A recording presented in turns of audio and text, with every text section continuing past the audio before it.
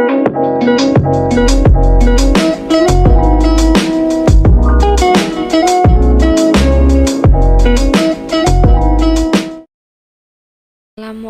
warahmatullahi wabarakatuh.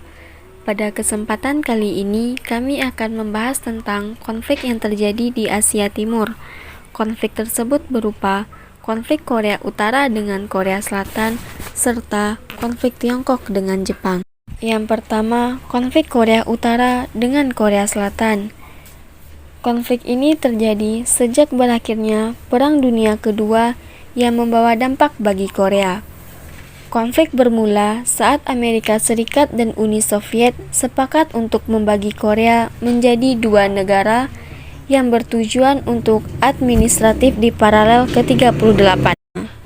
Korea Utara jatuh di bawah pengaruh Uni Soviet yang berpaham sosialis, dan Korea Selatan jatuh di bawah pengaruh Amerika yang berpaham komunis.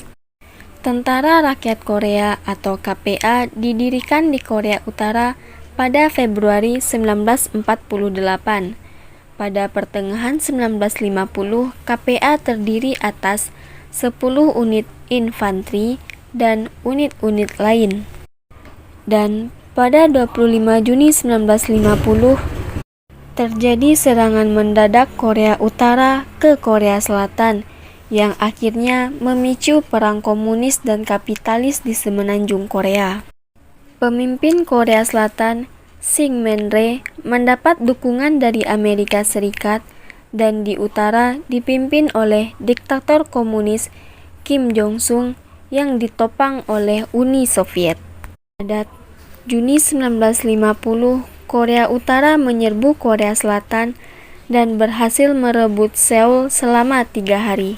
Dan di tanggal 25 Juni 1950, KPA menginvasi Korea Selatan dan dengan cepat maju ke selatan untuk menjebak pasukan Korea Selatan. Namun, ibu kota Korea Selatan berhasil direbut kembali. Setelah beberapa kali pertempuran di paralel ke-38, korban jiwa semakin berjatuhan sehingga pejabat Amerika Serikat menyusun semacam gencatan senjata dengan Korea Utara. Pada musim panas 1951, kedua kubu terlibat perang sengit di sekitar garis paralel ke-38.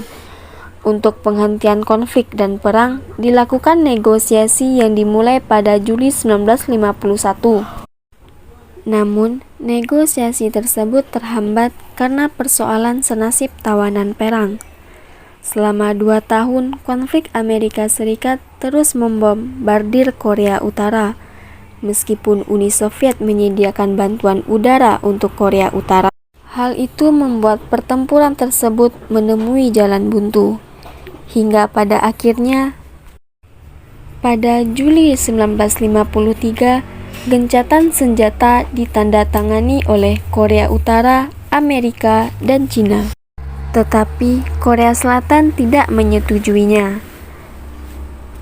Dan pada tahun 1998, ketika Presiden Korsel Kim Dae-jung berkuasa, ia mengumumkan Sunshine Policy yang bertujuan meningkatkan interaksi antara kedua negara. Akan tetapi, pada November 2010, Korea Utara terus melakukan uji coba nuklir dan peluncuran artileri yang menyebabkan kematian 2 orang warga sipil dan 2 anggota militer Korea Selatan meninggal dunia. Jadi, meskipun perang di medan laga telah berakhir, tetapi secara teknis perang ini masih terus berlanjut karena pada perang tahun 1950 sampai 1953 hanya diakhiri dengan gencatan senjata, bukan dengan perjanjian damai. Konflik yang kedua yaitu konflik antara Cina dan Jepang. Konflik antara Cina dan Jepang terjadi akibat perebutan Kepulauan Senkaku. Konflik ini terjadi sejak berakhirnya Perang Dunia Kedua hingga sekarang. Kepulauan Senkaku merupakan kepulauan seluas 7 km persegi yang tidak bertuan dan tak berpenghuni, dan terdiri dari 5 pulau, yaitu Pulau Otsuri, Pulau Taiso, Pulau Kubajima, Pulau Kitakojima, dan Pulau Minami-Kojima.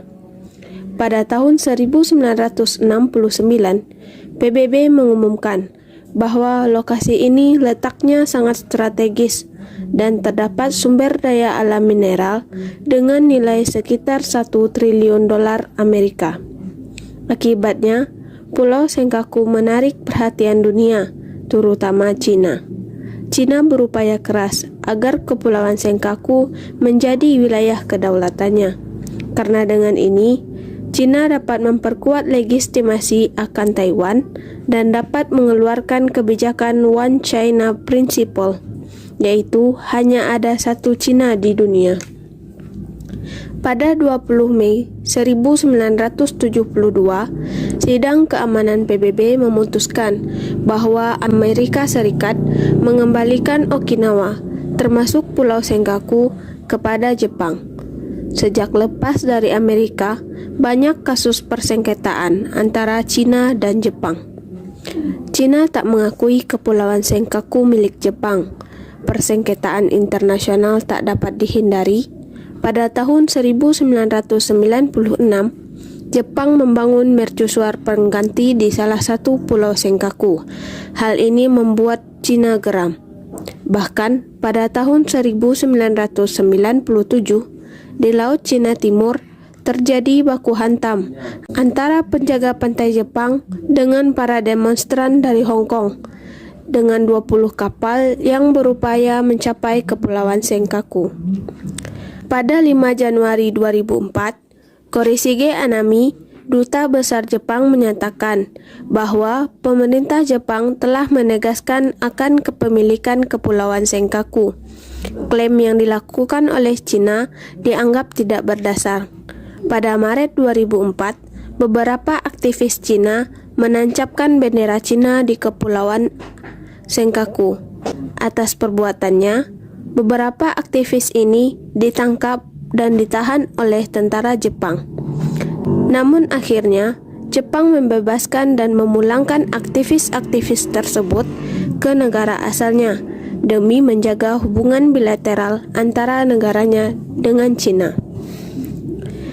Tindakan provokasi ini berlangsung hingga tahun 2006.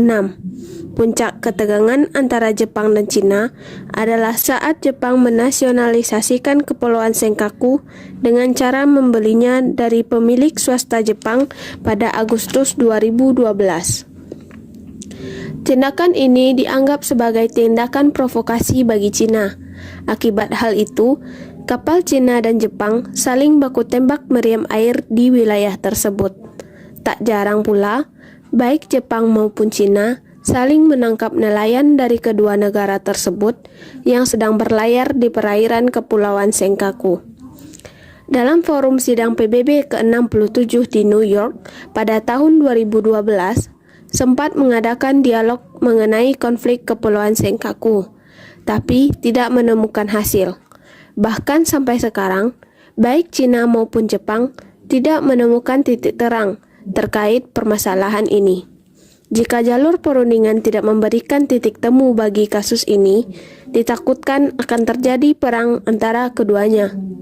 Apalagi, Cina maupun Jepang tidak ada yang mau melonggarkan keinginannya untuk memasukkan Kepulauan Senkaku ke dalam kedaulatannya, terutama Cina, yang mempunyai kepentingan lebih banyak akan Kepulauan Senkaku. Seperti yang diketahui, Cina terkenal sangat agresif dalam mewujudkan kepentingannya. Baiklah, hanya itu yang dapat kami bahas pada kesempatan kali ini. Kami sudahi. Assalamualaikum warahmatullahi wabarakatuh.